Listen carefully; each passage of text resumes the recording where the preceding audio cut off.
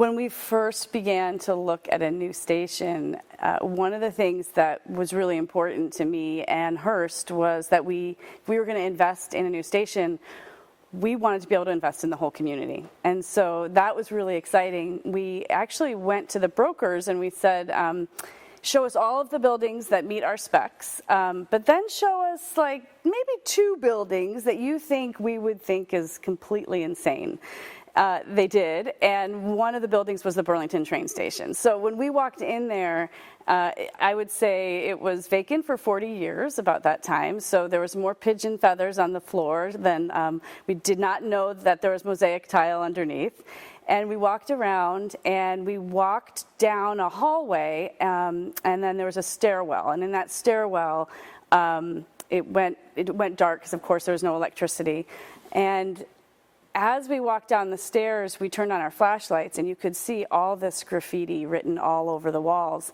And what we realized was this was a building that actually captured the stories of Omaha, and it captured the stories throughout time. So it wasn't just about the historical time when people were leaving and going to war and coming back. It was one of those things afterwards we felt, if we were going to invest in a community, why wouldn't we invest in a community by building a beautiful building, bring it back to life in a way that only really a company like Hearst could do, because as broadcasters, we know what our community needs, and we love telling those stories. So I would say that was really from the very beginning, we wanted to make sure that we invested in our community. And this provided the best opportunity to do that.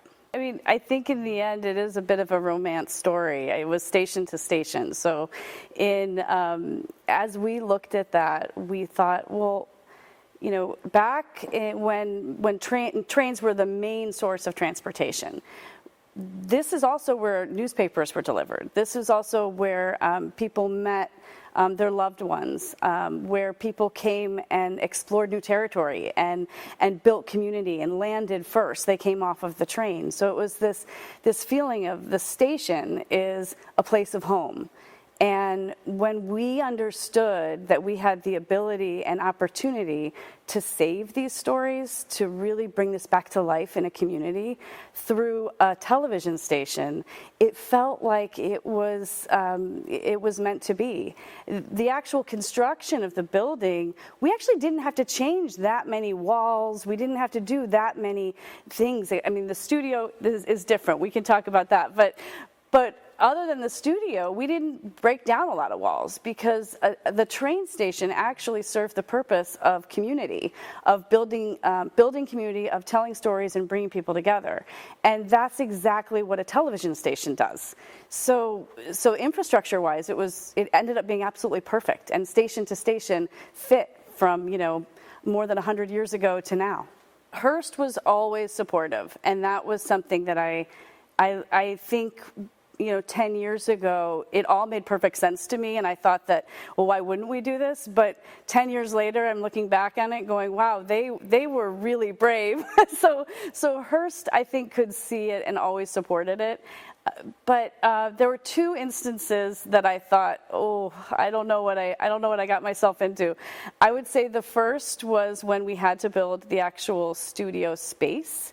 So our building is 60 feet from live railroad tracks, and we have a studio that cannot have shaking cameras or, you know, horns blaring in the back of the newsroom. So we had to figure out how to create a building inside of a building, and inside that room were many columns. Those columns you can't light around, so we actually had to take, I believe it was 7 weight-bearing columns out, and above it was hundreds of thousands of pounds. I mean, I think the walls were 6 feet thick above it. And so as we took those columns out, we actually put pylons that dug 60 to 120 feet deep, depending on where they were, so that we could level the actual studio. So once the pylons were dug, then it was this very precarious moment of taking out the columns that were not bolted in. It was just weight.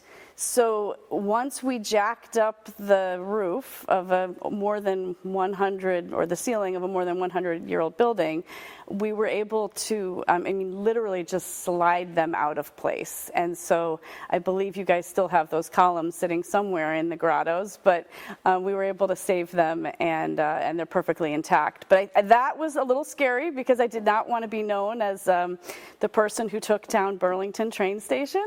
So I would say that was a moment that I was a little nervous about. The other moment was way into the project. We had talked, we'd been through, I think, 3 or 4 historical administrations, so the person had switched over throughout the process. And we'd always told them it was a television station. We'd always told them about the satellite dishes that we were going to need to put on the building.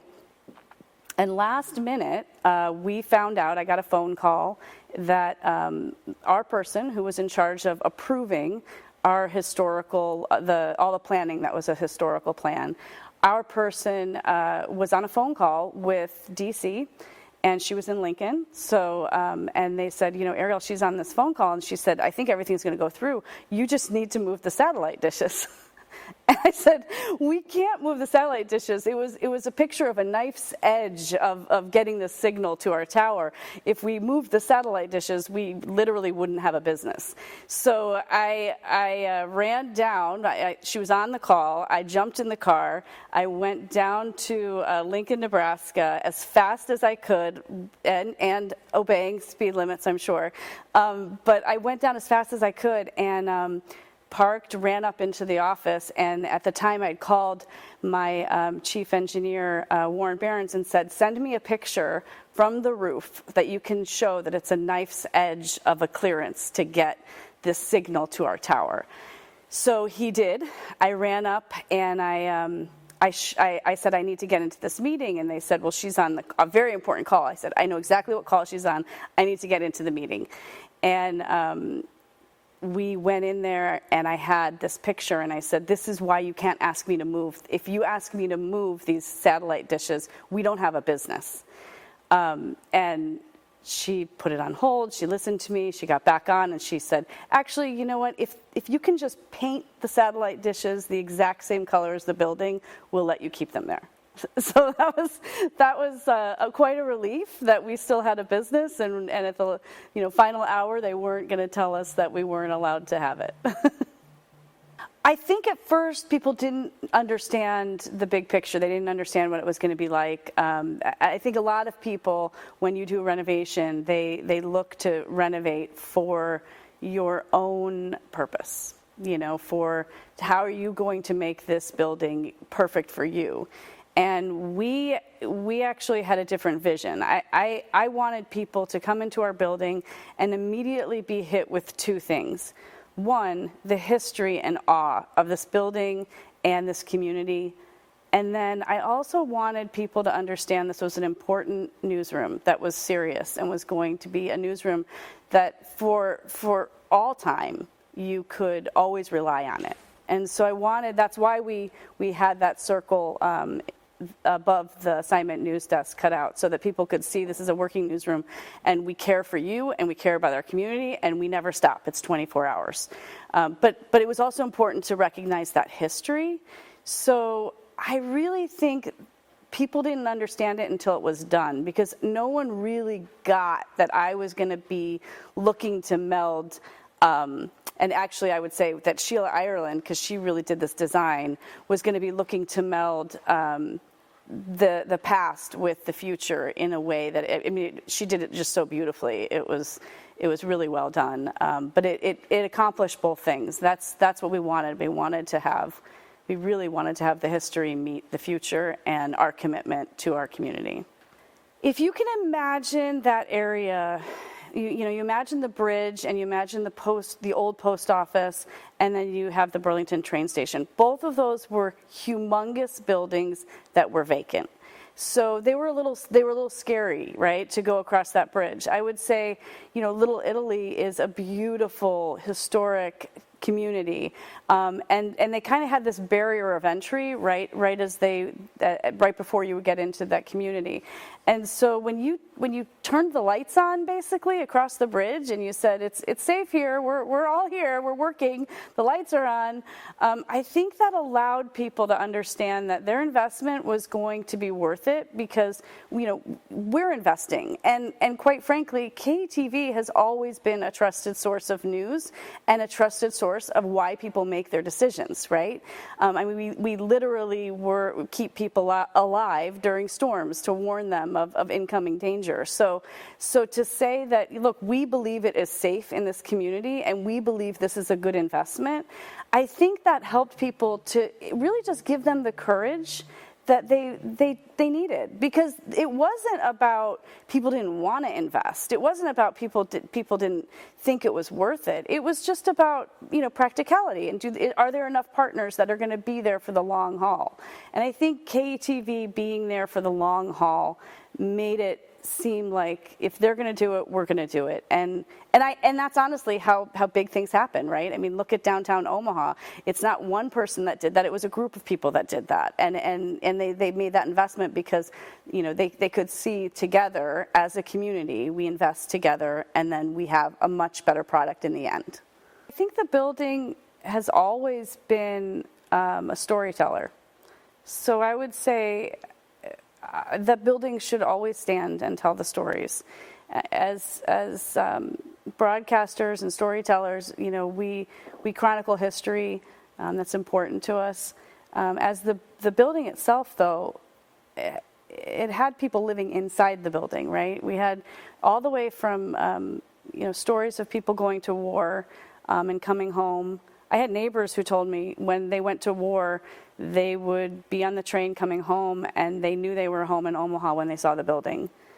And the feelings that evokes, right? Imagine that. Imagine being at war and traveling all this way back on train and feeling like you finally came home. But it also had stories of people who had nothing, people who suffered. And in a cold winter in Omaha, they found shelter in the Burlington train station. And that probably meant the world to them as well, just getting out of the cold. So for me, I hope that building continues to stay because that building's important to Omaha, and it's a treasure. It has the stories of Omaha within it, and it has the people who have walked through it to honor Omaha by telling those stories.